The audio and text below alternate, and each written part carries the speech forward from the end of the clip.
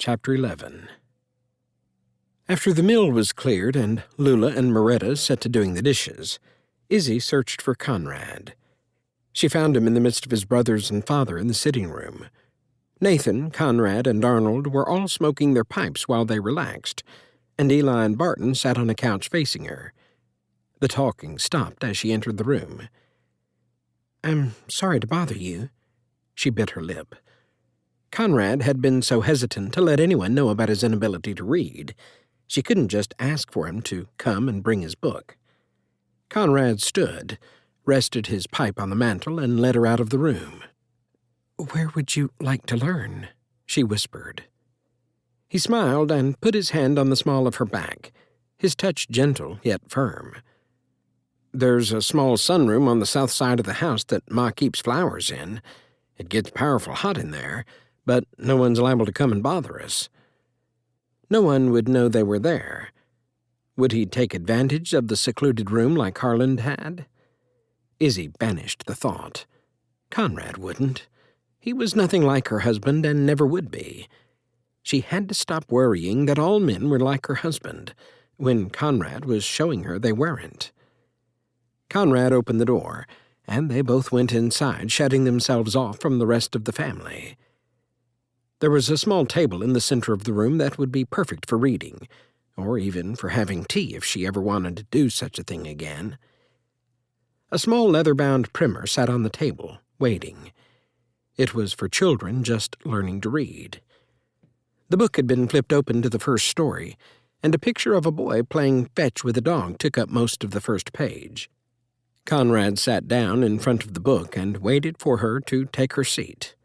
When she did, he glanced up at her and reached for her hand. She didn't hesitate for even a moment before placing her fingers on his palm, and she reveled at the heat as it wove its way through her palm and up her arm. "Isabel, I didn't really ask you here to teach me about poetry. I know a little, but I just never was able to—" His hand gripped hers tighter, and her heart ached for his pain. Lula had asked her not to shame him, and she would have refused to anyway. "You don't have to say it. I understand. I'll help you just as I promised I would. Some people just have a harder time with it." She slid her chair next to him. Though his size would be daunting to anyone else, to her it was now a comfort. Across the top of the first page she pointed to each letter, and he knew them. Then they steadily moved on to the sounds. After a few hours, she was tired, and so was he. The lamp had burned low, and the shadows were long, but he had made so much progress, and her heart was full. "Are you sorry you asked me for help?" Izzy pushed her chair from the table, and he laid his hand over hers, holding her there for a moment. Though the touch was intimate, even in its simplicity, she wouldn't deny that she craved it. "I'm not. I know more now than I knew a few hours ago. If I didn't have to rise so early, I would stay with you longer." Izzy stifled a yawn. She'd been up with the morning glories to get the roll started, but had she not, she also would wish to stay longer. "When you're ready, we can move on. Why don't you take the book with you and practice in the evenings until you're ready? I'll be here." Conrad brushed his thumb over the top of her hand, sending a shiver up her arm. "I've never been fond of teachers. I guess I didn't give them much credit. Thank you for proving me wrong." Izzy laughed. A nervous lightning rod slashed within her. "I'm no teacher, Conrad." She took a step back from him to catch her breath and let her heart settle. The way he made her feel, at once safe and protected, was both sweet and simple. But when he touched her, she felt things she had only felt once before, and it hadn't been half as potent then. He stood and stretched his shoulders. "Why do you go by Izzy and not Isabel?" He'd called her that earlier, but she hadn't wanted to push him about why. It didn't really matter.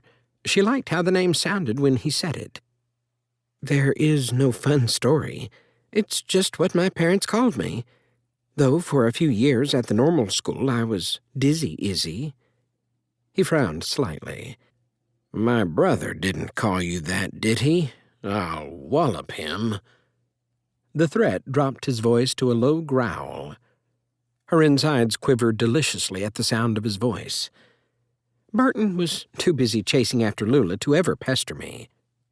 "Well, I'm certainly not going to call you that. Would it bother you if I called you Isabel?"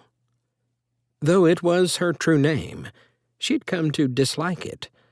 From anyone else, it would have given her pause. She may not even have answered. But not from him. "If that's what you wish to call me, then do so." The space between them was fraught with dangerous questions neither of them were ready for. But she knew that to get closer to this man, she'd have to learn more about herself than she'd ever had to face. "And might I call on you often?"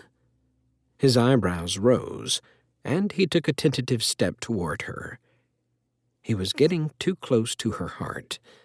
If he continued to ask her such questions, she would be tempted to let him into the secret cavern her heart had become, the place no one would want to venture. "It's probably better if you don't." He took another step closer to her, and all the words she had planned melted away. "And why is that? Don't you want to spend time with me?" His wonderful lips tipped into a smile. Not the kind that portended a secret encounter, nor was it false in any way.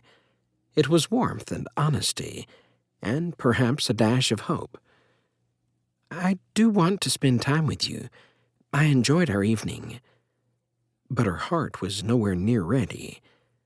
The dizzying sensations running around inside her were frightening after Harland had taken such advantage of those very feelings. She couldn't trust her traitorous heart. "Then why can't I call on you often if you enjoy my company so thoroughly?" Her head pitched a warning. She had no business feeling anything for anyone. "I'm just a poor widow. I have nothing to offer you, Conrad." His hand slid out from his side and grasped hers once again. "At my age, I'm fairly certain of the things I want. I know the foods I like and those I don't. I know which seasons I care for and which I'm happy to see gone. I know green is green, and I know better than anyone how to run this ranch. So when I say that I want to call on you more often, it's because I already know that's what I want. I'm also gentlemanly enough to give you the choice.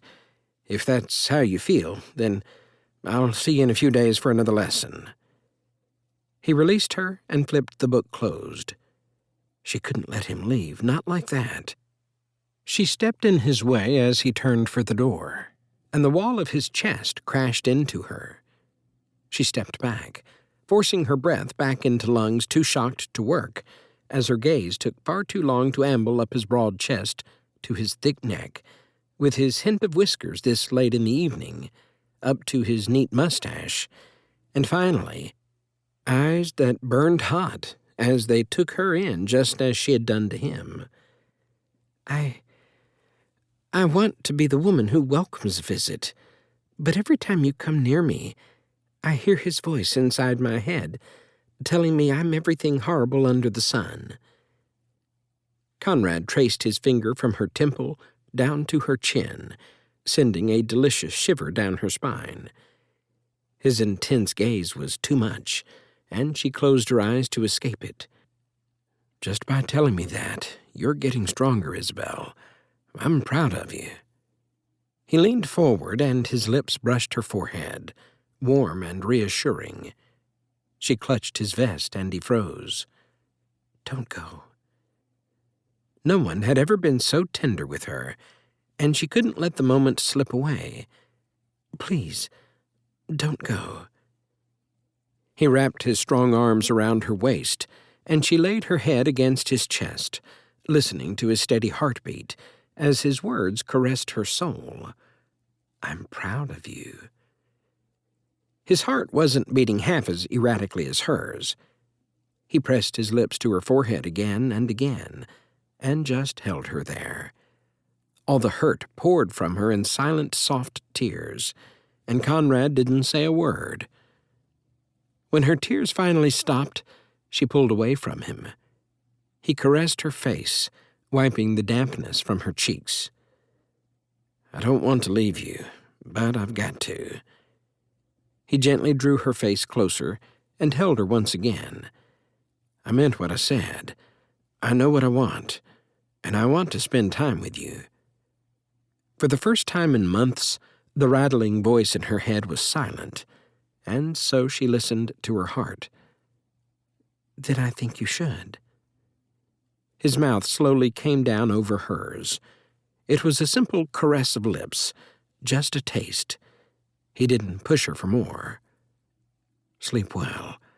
I'll see you tomorrow, not because I'll need another lesson, but because I will want to see you." He left her there, heart fluttering and totally speechless. "I'm proud of you," was the most powerful thing anyone had ever said to her, and she ached to hear it again.